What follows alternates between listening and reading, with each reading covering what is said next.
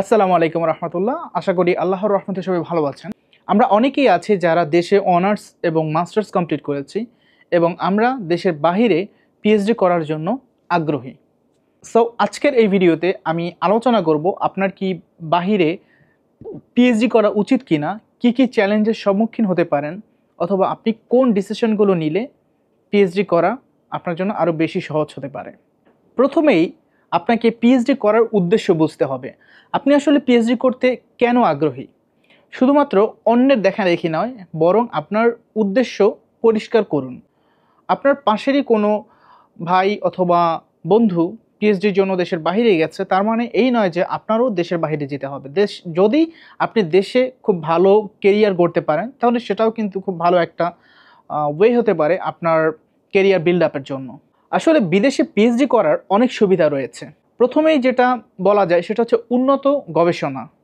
আপনি দেশের বাইরে আসা মানে হচ্ছে আপনি গবেষণা করবেন। যদি আপনি পিএইচডিতে এনরোল করেন, তো আপনি যদি দেশের বাইরে কোনো ভালো একটা ইউনিভার্সিটিতে যান, তাহলে কিন্তু আপনি উচ্চমানের গবেষণা করার জন্য সকল ধরনের ফ্যাসিলিটি পাবেন এবং আপনার আশেপাশে যারা থাকবে গবেষক হিসেবে, তাদের সান্নিধ্যে থেকে আপনার গবেষণার জন্য যে নেটওয়ার্কিং প্রয়োজন সেটাও কিন্তু আপনি তৈরি করতে পারবেন। বেশি ফান্ডিং এবং স্কলারশিপ। অনেক ক্ষেত্রেই দেখা যায় কিছু কিছু মাস্টার্স প্রোগ্রামে স্কলারশিপ দেয় না, ফান্ডিং দেয় না, কিন্তু পিএইচডির ক্ষেত্রে ফান্ডিং দিয়ে থাকে। সো সেই ক্ষেত্রে আপনি যদি ফুল ফান্ডেড অবস্থায় পড়াশোনার জন্য আসতে চান, তাহলে আপনার পিএইচডির জন্য আসা উচিত। বিভিন্ন দেশ বিভিন্ন ধরনের স্কলারশিপ অফার করে থাকে, যেমন সেটা হতে পারে জার্মানির দাঁত স্কলারশিপ, জাপানের মেক্সড স্কলারশিপ, অথবা হোল ইউরোপের এরাসমাস মুন্দাস স্কলারশিপ। তৃতীয় যে সুবিধা সেটা হচ্ছে কেরিয়ারের সম্ভাবনা। আপনি যদি আন্তর্জাতিক মানের কোনো একটা ল্যাব থেকে আপনার পিএইচডি গবেষণা সম্পন্ন করেন, তাহলে কিন্তু আপনি আপনার কেরিয়ারের যে ওয়ে আগানোর, সেটা কিন্তু আপনি অন্য অনেকের চাইতে এগিয়ে থাকবেন। ফর এক্সাম্পল, আপনি দেশে পিএইচডি করেছেন অথবা উন্নত কোনো দেশে পিএইচডি করেছেন, অবশ্যই আপনার আন্তর্জাতিক মানের কাজ থাকার কারণে এবং আন্তর্জাতিক যে ফ্যাসিলিটি একটা ল্যাবের, সেটা পাওয়ার কারণে আপনার গবেষণা করতে কিন্তু অনেক বেশি সুবিধা হবে। এবং আপনার যে সিভি রয়েছে তাতেও কিন্তু আন্তর্জাতিক অভিজ্ঞতা থাকার কারণে আপনার সিভির ওয়েট অনেকাংশেই বেড়ে যেতে পারে। চতুর্থ যে সুবিধাটি সেটি হচ্ছে নেটওয়ার্কিং এবং নতুন সংস্কৃতি সম্পর্কে জানা। আসলে আমরা মানুষ স্বভাবতই নতুন কিছু জানতে পছন্দ করি। সো আপনি যদি আপনার দেশ থেকে নতুন কোনো পরিবেশে যান, তার মানে আপনি সেইখানকার যে সংস্কৃতি, কালচার, সেগুলো সম্পর্কে জানতে পারবেন এবং তার পাশাপাশি কিন্তু আপনার যে নলেজ সেটাও কিন্তু অনেক বেশি এনরিচ হতে পারে। ব্যক্তিগত উন্নয়ন, এটা খুবই একটা ইম্পর্টেন্ট ক্রাইটেরিয়া কেন আপনার বিদেশে আসা উচিত পিএইচডির জন্য। আপনি দেশের বাইরে পিএইচডি করলে আপনি আপনার যে সেলফ ইমপ্রুভমেন্ট সেটা নিজের চোখেই দেখতে পাবেন। নেটওয়ার্কিং এবং উন্নত ল্যাবে কাজ করার মাধ্যমে আপনি কিন্তু আরও বেশি সেলফ ডিপেন্ডেন্ট হচ্ছেন এবং আপনার নিজেকে আরও বেশি পাকাপোক্ত করে নিচ্ছেন আপনার কেরিয়ারের নেক্সট স্টেপের জন্য। এছাড়া আপনি বিদেশে পিএইচডি করতে আসলে কিন্তু নিজে কিভাবে একটা কাজ সম্পাদন করতে হয়, একটা সমস্যার সমাধান করতে হয়, সেই সম্পর্কেও কিন্তু আপনি একটি খুব সুন্দর জ্ঞান অর্জন করতে পারেন। তবে দেশের বাইরে পিএইচডি করতে আসার বেশ কিছু চ্যালেঞ্জও রয়েছে। কঠোর গবেষণা প্রক্রিয়া হতে পারে তার মধ্যে অন্যতম। আপনি দেশের বাইরে পিএইচডি করতে আসা মানে আপনার যে নলেজ ডেপথ সেটা কিন্তু আগে যা ছিল তার চাইতে আপনাকে উন্নত করতে হবে। সো এটা কিন্তু এক প্রকার চ্যালেঞ্জ বলা যেতে পারে। আপনি যা জানেন সেই বিষয়ে আরও বেশি ডেপথ নলেজ অর্জনের জন্য আপনাকে চেষ্টা করতে হবে। সো আমার মনে হয় এই গত 1 বছর যাবৎ আমেরিকাতে পিএইচডি করার সুবাদে বুঝতে পারছি এটা আসলে খুবই চ্যালেঞ্জিং এবং এই চ্যালেঞ্জটা যে সফলভাবে সম্পন্ন করতে পারবে সে আসলে কেরিয়ারের যে নেক্সট স্টেপ সেটাও কিন্তু সে এগিয়ে থাকতে পারবে ইনশাআল্লাহ। ভিসা এবং আইনি জটিলতা, অনেক ক্ষেত্রেই এটা অনেকের জন্য চ্যালেঞ্জ থাকে না, আবার অনেকের ক্ষেত্রে চ্যালেঞ্জ থাকে। এমন অনেকে আছে যারা হচ্ছে খুব ভালো প্রোফাইল সম্পন্ন ব্যক্তি, কিন্তু সে যখন পিএইচডির জন্য অ্যাপ্লাই করেছে, ফান্ডিংও পেয়েছে, কিন্তু তার ভিসা পেতে বেশ কিছু জটিলতার সম্মুখীন হতে হয়েছে। সো সেই ক্ষেত্রে আপনি ফুল ফান্ডেড পিএইচডির অফার পেলেও যতক্ষণ পর্যন্ত আপনি ভিসার যে স্টেপ সেটা সম্পন্ন না করছেন, ততক্ষণ পর্যন্ত কিন্তু আপনি শিওর হতে পারছেন না আপনি সেই দেশে যাচ্ছেন এবং পিএইচডির জন্য আপনি এনরোল করছেন। সো এটাও একটা খুব বড় চ্যালেঞ্জ হতে পারে অনেকের জন্য। মানসিক চাপ এবং একাকিত্ব খুবই ইম্পর্ট্যান্ট একটা বিষয়, কেননা আমরা মানুষ, আমরা স্বভাবতই দল বেঁধে থাকতে পছন্দ করি, পরিবারকে নিয়ে থাকতে পছন্দ করি। তবুও অনেকেই আছে যারা হচ্ছে অবিবাহিত ব্যাচেলর, তারা কিন্তু দেশ থেকে যখন বিদেশে আসে প্রথমেই তারা একাকিত্বে ভোগে আর পরিবারকে খুব বেশি মিস করে। সেক্ষেত্রে খুব বেশি সুবিধা পায় যখন কোনো একজন স্টুডেন্ট, তার পরিবার, সেটা হতে পারে কোনো ছাত্রী তার হাজব্যান্ডকে নিয়ে আসছে, অথবা কোনো ছাত্র তার ওয়াইফকে নিয়ে আসছে, বাচ্চা কাচ্চা নিয়ে আসছে, সেক্ষেত্রে বেশ কিছুটা রিলিফে তারা থাকে যখন তার পরিবার তার কাছে থাকে। যদিও তার বাবা মা এবং আত্মীয় স্বজন অনেককেই দেশের বাইরে থাকে, সে যে দেশে থাকে তার কাছে থাকে না, তবুও তাদের সাথে কানেক্টেড থাকা যায়। আর মোস্ট ইম্পর্টেন্টলি যখন একদম নিজের কাছের যে পরিবার, স্ত্রী সন্তান বা স্বামী সন্তান কাছে থাকে, তখন হচ্ছে সামনে আগানোর যে একটা স্পৃহা সেটা আরও বেশি থাকে। সো এই যে চ্যালেঞ্জটা, এটা হচ্ছে শুধুমাত্র ব্যাচেলররা বেশি অনুভব করে থাকে।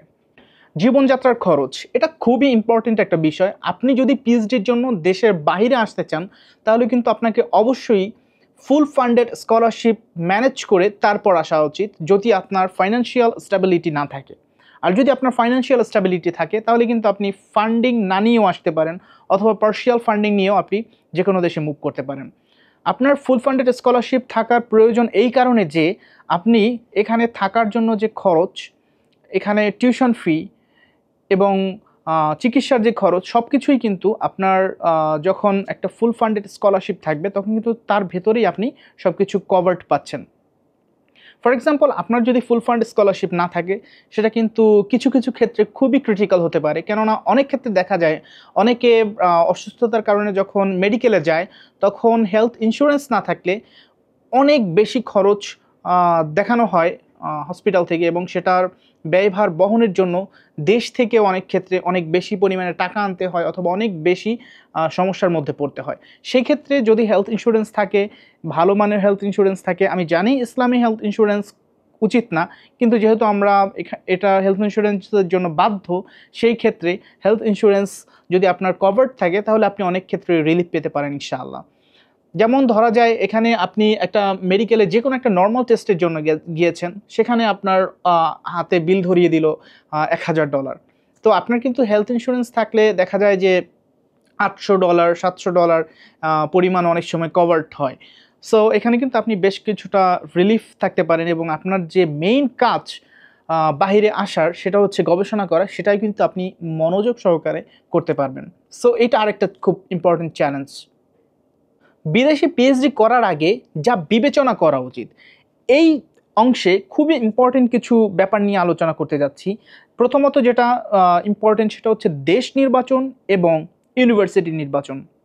আপনি কোন দেশে যেতে যাচ্ছেন, সেই দেশের কোন ইউনিভার্সিটিতে যেতে যাচ্ছেন, এই তথ্যগুলো আপনাকে খুব ভালোভাবে ঘেটে বের করতে হবে। কেননা অনেক ভালো দেশেও অনেক লো কোয়ালিটির ইউনিভার্সিটি থাকে, আবার অনেক নর্মাল দেশেও অনেক হাই কোয়ালিটির ইউনিভার্সিটি থাকে, টপ র্যাঙ্কড ইউনিভার্সিটি থাকে। এছাড়া খরচের একটা বিষয় থাকে। আপনি যদি পাবলিক ইউনিভার্সিটিতে যান, আপনার যদি ফান্ডিং নাও থাকে, পার্শিয়াল ফান্ডিংও থাকে, তবুও আপনি কিন্তু অনেক দেশেই পার্ট টাইম কাজ করে আপনার সেই টিউশন ফি দিতে পারবেন। লক্ষ লক্ষ টাকা প্রতি সেমিস্টারে টিউশন ফি দিতে হয়। সো আপনি যদি আমেরিকাতে স্পেশালি টিউশন ফি দিতে চান, সেটা আসলে অনেক হিউজ পরিমাণে একটা টাকা হয়ে থাকে। আর এখানে হচ্ছে স্টুডেন্ট অবস্থায় অন্য কোনো জব করা যায় না, সেটা F1 হতে পারে, অথবা আপনার ডিপেন্ডেন্ট ওয়াইফ বা হাজব্যান্ড যে থাকবে, সেও কোনো জব করতে পারবে না। সো এই ক্ষেত্রে কিন্তু খুব বড় একটা চ্যালেঞ্জ হয়ে থাকে আপনার দেশ এবং ইউনিভার্সিটি নির্বাচন।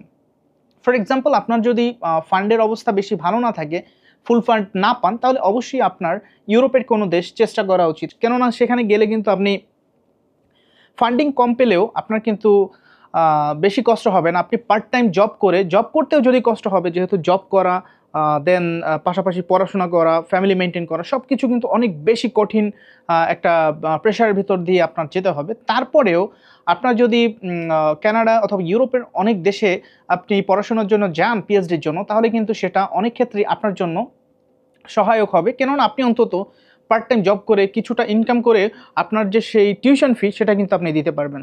ইউরোপের অনেক দেশ আছে যেখানে 3-4 লক্ষ টাকা, বাংলাদেশি টাকা প্রতি সেমিস্টারে টিউশন ফি দিতে হয়। আমেরিকাতে আরও অনেক বেশি দিতে হয়, সেটা 10-15-20 লক্ষ টাকাও হতে পারে। সো এই সকল কিছু বিবেচনা করে আপনাকে দেশ এবং ইউনিভার্সিটি নির্বাচন করতে হবে। দ্বিতীয় যে বিষয়টি সেটি হচ্ছে আপনার প্রফেসর নির্বাচন। আপনি ফর এক্সাম্পল অনেক প্রফেসরকে ইমেল দিয়েছেন, তো তাদের ভিতরে কেউ আপনাকে রেসপন্স করেছে, ফর এক্সাম্পল 2জন রেসপন্স করেছে এবং দুজনের প্রোফাইলই আপনার খুবই পছন্দের, কিন্তু আপনার বিবেচনা করা উচিত আসলে সেই প্রফেসর মানুষ হিসেবে কেমন। কেননা আপনি খুব হাই কোয়ালিটির একজন প্রফেসরের কাছে গিয়েছেন, কিন্তু সে যদি আসলে আপনার মেন্টাল অবস্থা বোঝার চেষ্টা না করে, আপনাকে সবসময় প্রেশারের ভিতরে রাখে, তাহলে কিন্তু আপনি আলটিমেটলি ভালো যে একটা আউটপুট দিতে পারবেন সেটা কিন্তু সম্ভব হবে না। সো সেই ক্ষেত্রে আপনাকে অবশ্যই প্রফেসর খুব ভালোভাবে নির্বাচন করতে হবে যদি আপনার হাতে স্কোপ থাকে। এমন অনেকেই আছে যারা হচ্ছে হায়ার স্টাডির জন্য আসে, প্রফেসর ম্যানেজ করে আসার পরে দেখা যায় যে প্রফেসর বা ল্যাবের অবস্থা খুব ভালো থাকে না, তারা হচ্ছে অনেক হ্যাসেলের ভিতরে থাকে, অনেক প্রেশারের ভিতরে থাকে এবং সেই কারণে কিন্তু তারা পরবর্তীতে ল্যাব চেঞ্জ করতে চায় অথবা ইউনিভার্সিটি চেঞ্জ করতে চায়, সেটা কিন্তু আরও বেশি জটিল প্রক্রিয়া। সো দেশে থাকতেই যদি এটা কনফার্ম করা যায় যে আপনি আসলে যার কাছে যাচ্ছেন, যার সুপারভিশনে আপনি পিএইচডি গবেষণা করবেন, সেই মানুষটা কেমন, সেই মানুষটার প্রোফাইল কেমন, এই সব কিছু যদি আপনি বুঝতে পারেন, সেই মানুষের ল্যাবের যে অবস্থা সেটা কেমন, ল্যাবমেট কেমন, এই সকল কিছু যদি আপনি কোনোভাবে আগে জানতে পারেন, সেটা হতে পারে আপনার দেশীয় কোনো ভাই সেখানে আছে কিনা, অথবা হতে পারে ইমেইলে অন্য কারোর সাথে, ল্যাবমেটদের সাথে কথা বলে, অন্যান্য যারা ল্যাব মেম্বার আছে তাদের সাথে কথা বলে কোনো ইনফরমেশন নেওয়া যায় কিনা, বা ইনডিরেক্টলি অনেক কিছুই জানা যায়। তো এটা যদি আপনি জানতে পারেন তাহলে কিন্তু আসলে আপনার জন্য পরবর্তীতে সমস্যা হওয়ার সম্ভাবনা অনেকাংশে কমে যাবে ইনশাআল্লাহ। পরবর্তীতে যে বিষয়টা আপনার বিবেচনা করা উচিত পিএইচডি করতে আসার আগে, সেটা হচ্ছে ফান্ডিং বা স্কলারশিপ নিশ্চিত করা। আপনি অবশ্যই 100% নিশ্চিত হয়ে নেবেন আপনি অ্যাডমিশনের সাথে সাথে স্কলারশিপ পেয়েছেন, ফুল ফান্ড পেয়েছেন, হেলথ ইন্স্যুরেন্স কভার করছে, এই সব কিছু কনফার্ম হয়েই কিন্তু আপনার ডিসিশন নেওয়া উচিত। ফর এক্সাম্পল, আপনার যদি হেলথ ইন্স্যুরেন্স কভার নাও করে এবং আপনার যদি সামর্থ্য থাকে আপনি দেশ থেকে সেই টাকা এনে পরিশোধ করতে পারবেন এইখানে হেলথ ইস্যুতে, তাহলে তখন কিন্তু আপনি হেলথ ইন্স্যুরেন্স কভার না করলেও কিন্তু আপনি দেশের বাইরে ফান্ড নিয়ে আসতে পারেন। আর যদি ফুল ফান্ড হয় অথবা তার সাথে যদি আপনার হেলথ ইন্স্যুরেন্স কভার থাকে 100%, তাহলে কিন্তু আপনি অনেকাংশেই এই সকল চিন্তা থেকে মুক্ত থাকতে পারবেন ইনশাআল্লাহ। চতুর্থ যে বিষয়টি আপনার বিবেচনা করা উচিত সেটা হচ্ছে আপনার মানসিক অবস্থা। স্পেশালি আপনি পিএইচডি করতে যদি আমেরিকাতে আসেন, আপনাকে কিন্তু অনেকাংশেই অনেক সময় অনেক প্রেশার এর ভিতর থাকতে হবে, অনেক স্ট্রেস নিতে হবে। সেই স্ট্রেস নেওয়ার মতো ক্যাপাবিলিটি আপনার থাকতে হবে, আপনার সেই কনফিডেন্স থাকতে হবে যে আপনি এখন প্রেশারে আছেন কিন্তু আপনি সেটা কাজ করে করে সেটা ওভারকাম করবেন ইনশাআল্লাহ। সো এই বিষয়টা খুবই গুরুত্বপূর্ণ। এছাড়া অনেকে আছে কাজ করছে, কিছুটা ফেলিওরের ভেতর দিয়ে যাচ্ছে, তো সেই যে আপনি ব্যর্থ হচ্ছেন সেই বিষয়টিও আপনাকে মেনে নিতে হবে এবং তারপরে সামনের দিকে আগানোর জন্য কি স্টেপ নেওয়া উচিত সেটা হতে পারে আপনার প্রফেসরের সাথে ডিসকাশন, অথবা হতে পারে আপনার ল্যাবমেটের সাথে কথা, অথবা হতে পারে আপনার ফ্যামিলি মেম্বারের সাথে আলোচনা। সব কিছু ম্যানেজ করে তারপরে কিন্তু আপনাকে স্ট্রেস ফ্রি থেকে পড়াশোনা চালিয়ে যেতে হবে। এবার ফাইনালি বলি কার জন্য পিএইচডি উপযুক্ত। পিএইচডি ডিগ্রি এটা আসলে খুবই নর্মাল একটা ডিগ্রি। আপনি মাস্টার্সের পরে পিএইচডি করছেন, কিন্তু দেশের বাইরে অন্য একটা পরিবেশে এসে পিএইচডি ডিগ্রি অর্জন করা খুবই চ্যালেঞ্জিং। কিন্তু আপনার যদি নতুন কিছু শিখতে ভালো লাগে, আপনার যদি নতুন চ্যালেঞ্জ নিতে ভালো লাগে, গবেষণা ভালো লাগে, অথবা আপনি যদি সাথে সাথে ফুল ফান্ড স্কলারশিপ পেয়ে থাকেন, তাহলে অবশ্যই আপনার পিএইচডি করতে দেশের বাইরে আসা উচিত বলে আমি মনে করি। এখন আমি যে বিষয়টি নিয়ে কথা বলবো সেটি হচ্ছে দেশ ভেদে পিএইচডির করার সুযোগ সুবিধা। এটা হতে পারে, আমি যুক্তরাষ্ট্র দিয়ে শুরু করতে চাই কেননা আমি আমেরিকাতে আছি। সো আমেরিকার অবস্থা আমি এখন বুঝতে পারছি। আপনি যদি ফুল ফান্ডেড স্কলারশিপ পেয়ে থাকেন তাহলে অবশ্যই আপনার আমেরিকাতে আসা উচিত। এখানে অনেক বেশি অপরচুনিটি, আপনি ভাস্ট একটা সুযোগ সুবিধা পাবেন, ল্যাব ফ্যাসিলিটি পাবেন। সো আমেরিকাতে আপনার যদি ফান্ডেড স্কলারশিপ থেকে থাকে, ফান্ডেড পজিশন পেয়ে থাকেন, তাহলে অবশ্যই আপনার আমেরিকাতে আসা উচিত। দেন আরেকটা ডেস্টিনেশন হচ্ছে জার্মানি। জার্মানিতে টিউশন ফি নেই বললেই চলে। এছাড়া আপনি জার্মানিতে গবেষণা ভিত্তিক পিএইচডিও করতে পারবেন। আরেকটি দেশ যুক্তরাজ্য, ইউনাইটেড কিংডম, এটাও খুব ভালো একটা স্থান হতে পারে পিএইচডির জন্য। আপনি 3-4 বছরের মধ্যেই পিএইচডি সম্পন্ন করতে পারবেন এবং সেখানে বেশ ভালো স্কলারশিপ দিয়ে থাকে, ফর এক্সাম্পল কমনওয়েলথ স্কলারশিপ। আরেকটা দেশ কানাডা, সেটা হতে পারে আপনার ডেস্টিনেশন পিএইচডির জন্য। কানাডার সবচেয়ে বেশি সুবিধা হচ্ছে আপনি পড়াশোনার পাশাপাশি পার্ট টাইম জব করতে পারবেন। এটা হচ্ছে খুব বড় একটা সুবিধা। আপনি যদি কানাডায় যেতে পারেন তাহলে সেটা হচ্ছে আপনার জন্য একটা খুব সুন্দর ক্যারিয়ার গেটওয়ে হতে পারে।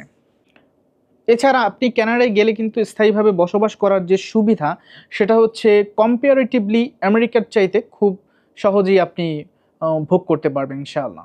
এবার কথা বলা যাক কেন আপনার পিএইচডি করা উচিত না। আসলে আপনি যদি গবেষণায় আগ্রহী না হন, আপনার যদি শুধুমাত্র একটা চাকরির জন্য গবেষণা করতে চান এমন সিচুয়েশন হয়ে থাকে, অথবা আপনার যদি দীর্ঘমেয়াদী কোনো পরিকল্পনা না থাকে, তাহলে আপনার পিএইচডি করা উচিত না। আপনি অন্য কোনো ওয়েতে আপনার কেরিয়ার গঠন করতে পারবেন। বিদেশে পিএইচডি করা অনেক বড় একটা চ্যালেঞ্জ, অনেক বড় একটা সিদ্ধান্ত। সো সময় নিয়ে পরিকল্পনা করে সামনের দিকে আগান, বিভিন্ন তথ্য নিয়ে ঘাটাঘাটি করেন, তারপরে আপনার স্টেপ নিয়ে সামনের দিকে আগাতে থাকেন ইনশাআল্লাহ। আপনার যদি বিদেশে পিএইচডি করা নিয়ে কোনো প্রশ্ন থেকে থাকে তাহলে অবশ্যই কমেন্টে জানাতে পারেন। আর ভিডিওটি যদি আপনাদের ভালো লেগে থাকে তাহলে আপনার পরিবার এবং বন্ধুদের সাথে শেয়ার করতে পারেন যারা আসলে হায়ার স্টাডির জন্য ইন্টারেস্টেড। ধন্যবাদ সবাইকে আজকের ভিডিওটি দেখার জন্য। দেখা হবে পরবর্তী কোনো ভিডিওতে। ভালো থাকবেন সবাই। আসসালামু আলাইকুম রহমতুল্লাহ।